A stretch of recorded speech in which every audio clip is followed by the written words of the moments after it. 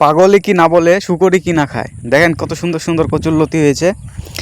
তো রাস্তার ধারে গিয়ে দেখি কচু গাছগুলোতে বেশ কিছু কচুরলতি হয়েছে, তো সেগুলো তুলতে গেলাম। দারুণ লম্বা লম্বা হয়েছে, পুরো অর্গ্যানিক ব্যাপার স্যাপার আর কি।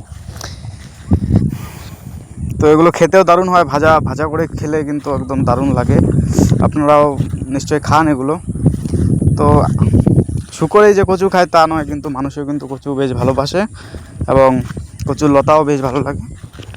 তবে বন্ধুরা, আমার এটা ভেবে একটু কষ্ট লাগে যে আপনারা ভিডিওগুলো দেখেন কিন্তু সাবস্ক্রাইব না করে চলে যান। অন্তত একটা লাইক দিয়ে সাবস্ক্রাইব করে যাবেন প্লিজ। তাতে কি হয়, আমার নতুন আরেকটা ভিডিও বানাতে আমার আগ্রহ তৈরি হয়। যাই হোক, এইভাবে সুন্দর সুন্দর ভিডিও পাওয়ার জন্য আপনারা সাবস্ক্রাইব করবেন, এটাই আপনাদের কাছে রিকোয়েস্ট। আর এরকম অর্গ্যানিক শাকসবজি খেলে কিন্তু শরীর স্বাস্থ্য ভালো থাকে।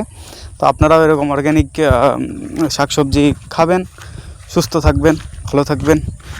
ধন্যবাদ।